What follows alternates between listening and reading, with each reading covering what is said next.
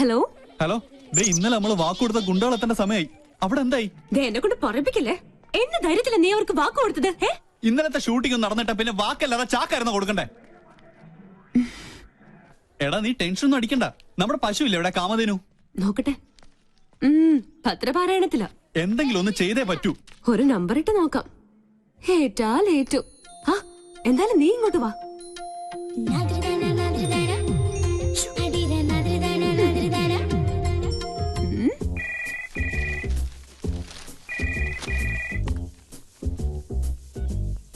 Hello വല്യമ്മ, ഞാനാ രാജലക്ഷ്മി.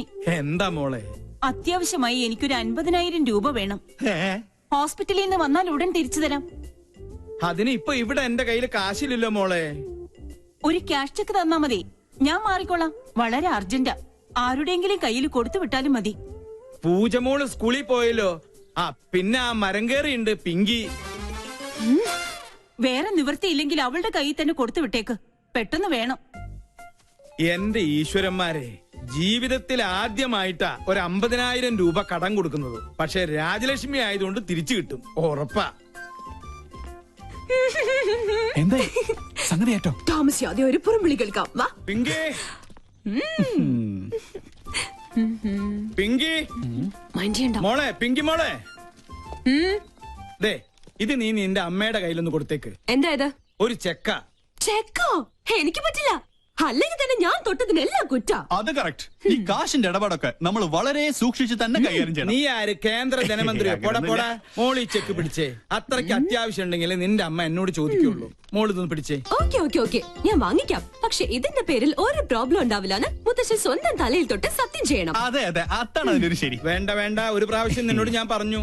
ഇതിപ്പോ കടം കൊടുക്കുന്ന എന്നേക്കാൾ ടെൻഷൻ നിങ്ങൾക്കാണല്ലോ. ഒരു സത്യത്തിന്റെ കാര്യല്ലേ ഉള്ളൂ. ദേ എന്നാണ് സത്യം, ഇതേ ചൊല്ലി നിനക്കൊരു പ്രശ്നം ഉണ്ടാവില്ല. പോരെ, ഇത് പിടിച്ചേ. അപ്പൊ അത് കഴിഞ്ഞു. പ്രഷറിനുള്ളൊരു ഗുളിക മേശമേലെടുത്ത് വെച്ചിട്ടുണ്ട്. അതിന് എനിക്ക് പ്രഷർ നോർമലാണല്ലോ. അല്ല, ചിലപ്പോ അബ്നോർമൽ ആയാലോ. അതെ, ഈ മനുഷ്യന്റെ കാര്യല്ലേ. കണ്ടിരിക്കും ജനങ്ങളെ. 2 പ്രാവശ്യം ഞാൻ നിന്നോട് പറഞ്ഞു, നിന്റെ വണ്ടിയും കിണ്ടിയൊക്കെ ഞാൻ കത്തിച്ച് കാട്ടിക്കളി. ദേ മോളെ, ഈ മുത്തച്ഛ ഫുൾ ഹെൽത്തിയാ. ദേ കണ്ടില്ലേ? പദം ഉറച്ചു നാം പാടി പോവുക, ഭാരതം കണത്തിലേക്ക് കേരളപ്പെടുക്കുക. Why are you so late? Sorry yaar. Okay. Yes, madam. അല്ല, നിന്റെ വീട്ടിലെ കാലാവസ്ഥ ഇപ്പൊ എങ്ങനെ? ഇടിയോട് കൂടിയ മഴയ്ക്ക് സാധ്യതയുണ്ടെന്നാണ് latest report. Hello, any hot news? മുത്തശ്ശന് പ്രഷർ കൂടി. ഇപ്പൊ ആരോടൊന്നും മിണ്ടാതെ ഒരു മൂലയ്ക്ക് കുത്തിയിരിക്കുക. അയ്യോ പാവം. ഭക്ഷണം ഞാൻ വരുന്ന വഴി കഴിച്ചോളാം. പിന്നെ പുറകുവശത്തെ വാതിലിന് കുറ്റിയിടണ്ട.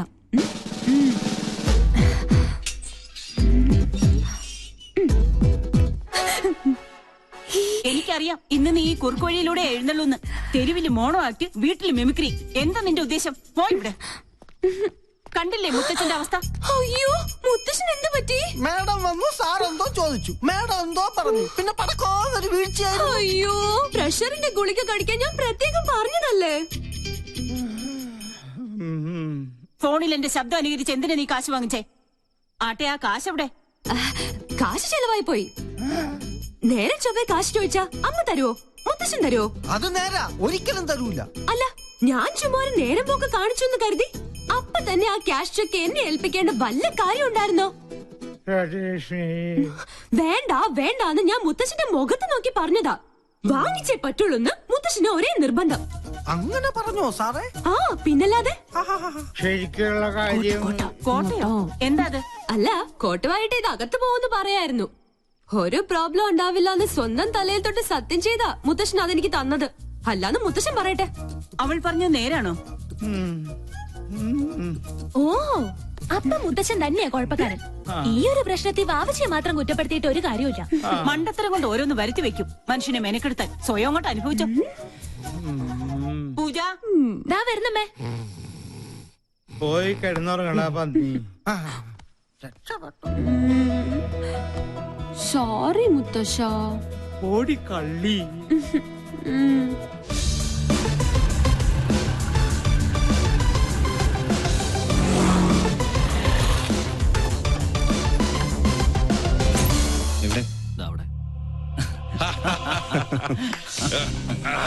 ചൊണക്കുട്ട് എന്റെ തുറുപ്പിച്ചിട്ട്. എന്തായാലും നിന്നെ സമ്മതിച്ചിരിക്കുന്നു. എത്ര പെട്ടെന്നാ അവളെ നീ വളച്ചെടുത്തത്? ഒന്ന് കരിമ്പ്, മറ്റവൾ കാരിരുമ്പ്. ബുദ്ധിപൂർവ്വം കരിമ്പിനെ നോട്ടമിട്ടുകൊണ്ട് എളുപ്പം വളയ്ക്കാൻ പറ്റി. അമ്മയുടെ വീക്ക്നെസ്സും ആ മോള് തന്നെയാ. അതിനെ കൊത്തിയാലേ ആ നെഞ്ചു പിടയൂ. കേവലം ഒരു പൊമ്പളങ്കരത മറന്നിട്ട മോളുടെ മാനത്തിന് വേണ്ടി അവൾ എന്റെ കാൽക്കൽ വീഴണം. അവിടെ സ്റ്റീഫൻ ജയിക്കും. അതിനുള്ള വില വിരിച്ചു കഴിഞ്ഞു. താമസിയാതെ മാൻപേട എന്റെ കസ്റ്റഡിയിലാവും. വാടാ ഇങ്ങ. എനിക്കറിയാം ഈ കാന്തിത്തല കൊണ്ട് മാത്രം നീ തൃപ്തിപ്പെടില്ല.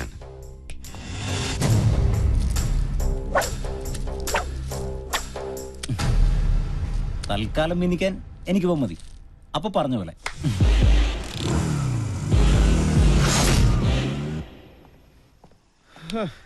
ഇവളിത് എവിടെ പോയി കിടക്കുക?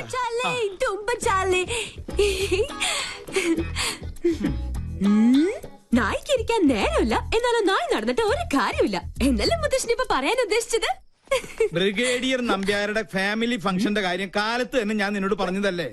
ഇനി അത് നിന്റെ അമ്മയുടെ വായി നിന്നെ കേൾക്കണമെന്നില്ല. അതിന് സമയമാവുന്നല്ലേ ഉള്ളൂ. ഞാൻ ready. എന്റെ പൂച്ചക്കുഞ്ഞ് എന്താ ഇരട്ടത്ത്?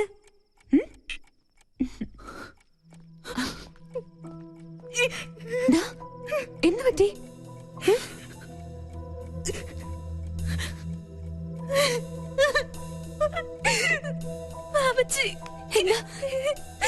എന്താ ഉണ്ടായേ?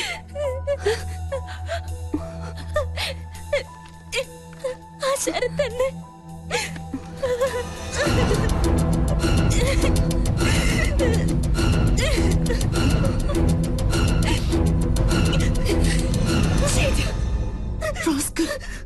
എന്താ അവന്റെ ഉദ്ദേശം?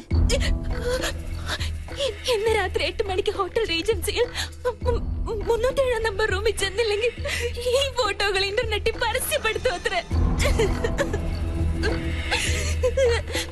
പലതവണ എന്നെ ഔട്ടിങ്ങിന് വിളിച്ചതാ.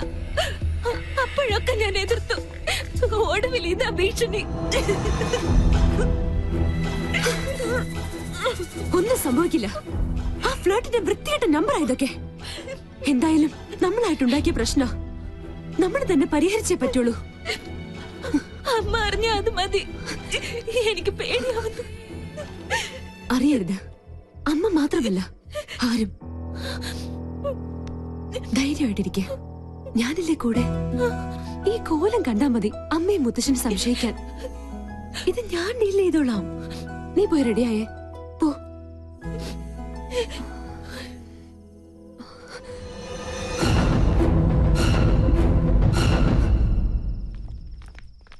സമയം വൈകിലോ?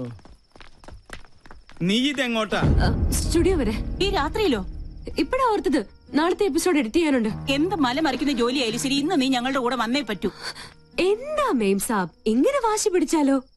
ചെയ്യും തൊഴിൽ അന്നമെന്നല്ലേ. ഈ മുത്തശ്ശനാണ് സത്യം. സ്റ്റുഡിയോ വർക്ക് കഴിഞ്ഞതും നേരെ ഫംഗ്ഷൻ. ഓക്കെ? കണ്ടില്ല അവളുടെ അനുസരണക്കേട്. ഈ മരഞ്ചാടിയോട് പറഞ്ഞിട്ട് എന്താ കാര്യം? ഒരു കണക്കിന് അവൾ ഇല്ലാത്തത് നന്നായി. വന്ന എന്തെങ്കിലും കുരുത്തക്കേട് ഒപ്പിക്കും, അത് ഉറപ്പാ.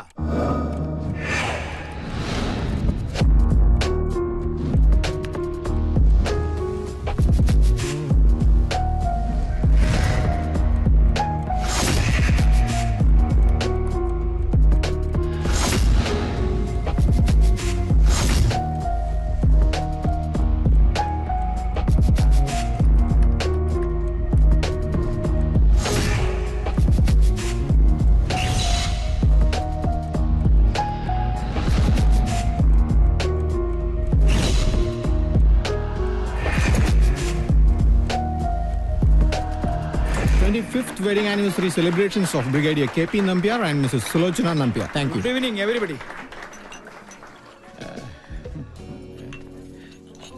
Ayyo. Good evening. Good evening.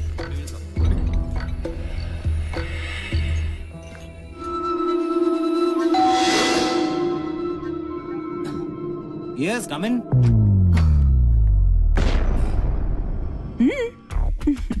പ്രതീക്ഷിച്ചില്ല അല്ലേ? പൂജയ്ക്ക് പകരം പിങ്കി. എന്താ ഇഷ്ടായില്ലേ? തന്നെ സമ്മതിച്ചിരിക്കുന്നു. കൊള്ളാവുന്ന കുടുംബത്തിലെ പെമ്പിള്ളാരെ കറക്കിയെടുത്ത് മോർഫിംഗിലൂടെ ഒരു ബിസിനസ് ബ്ലാക്ക്മെയിൽ. എന്താ നിന്റെ ഉദ്ദേശം? അത് തന്നെയാ എനിക്കും ചോദിക്കാനുള്ളത്. എന്താ നീ ധരിച്ചത്? നിന്നെ കണ്ട് അവള് ഭ്രമിച്ചു പോയെന്നോ? ഒന്ന് ഭീഷണിപ്പെടുത്തിയാ പേടിച്ചു വരേണ്ട സർവ്വത നിന്റെ കാൽക്കീഴിൽ സമർപ്പിക്കുമെന്നോ? ഒന്ന് മോഹിച്ചു പോയി എന്ന് കരുതി ഇത്തരം വൃത്തികെട്ട തന്ത്രങ്ങളുമായി വന്ന് ആ പാവത്തിനെ ചൂഷണം ചെയ്യാൻ ശ്രമിച്ചാലുണ്ടല്ലോ. എന്താ ഭീഷണിയാ? അതേടാ, ഭീഷണി തന്നെയാ. നീ ടോസ് ചെയ്ത അതേ നാണയം കൊണ്ട് തന്നെ നിന്നെ ഞാൻ കുരുക്കും. ഇത് സാക്ഷാൽ ഗന്ധർവൻ. സിറ്റി പോലീസ് കമ്മീഷണർ ദീപക് ശർമ്മയുടെ സീമന്തപുത്രി പൂനം ശർമ്മ. ഇനി വീരശൂര പരാക്രമിയായ ഈ കാമദേവൻ ചേട്ടന്റെ പ്രണയക്കേളികൾ നോക്കിയേ.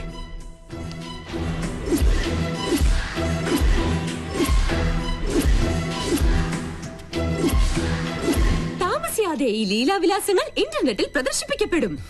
അറിയാലോ, ഈ പെങ്കൊച്ചിന് ചുമ്മാ ഒന്ന് കമന്റ് അടിച്ചു പോയതിന് പാവം ഒരു MBA വിദ്യാർത്ഥിയുടെ കുടുംബത്തിന്റെ വേര് തോണ്ടി കഷായം കാച്ചിയവന കമ്മീഷണർ. ചേട്ടൻ പേടിച്ചു അല്ലേ? ഇതൊരു സാമ്പിൾ മാത്രം. കാലം മാറി മോനെ. ഇത്തരം ചപ്പടാച്ചി വേലകൾ കൊണ്ടൊന്നും ഇനി പെമ്പിള്ളാരെ പാട്ടിലാക്കാൻ പറ്റില്ല. ഒലിപ്പീരുമായി ഈ ചോക്ലേറ്റ് കുട്ടപ്പനെ ഇനി ആ പരിസരത്തെങ്ങാനും കണ്ടാലുണ്ടല്ലോ.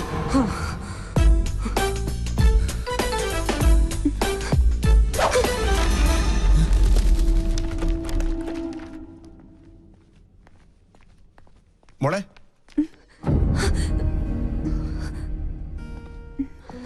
മോളെന്താ ഇവിടെ? അത് അങ്കിൾ, ഞാൻ പിന്നെ എന്റെ ഒരു ഗസ്റ്റിനെ കാണാൻ വന്നതാ. ഈ രാത്രിയിലോ? ആരാ ഗസ്റ്റ്? അങ്കിളിന്റെ ആളെ അറിയില്ല. സ്റ്റുഡിയോയിൽ ഇത്തിരി ജോലിയുണ്ട്, ഞാൻ പോട്ടെ.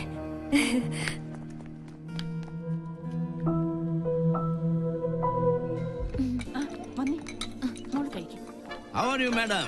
What's up in your life? Where's Pinky? Excuse me. Hello. How are you? മോളങ്ങ് വളർന്നു പോയല്ലോ. ഞാൻ പോട്ടെ അങ്കിൾ.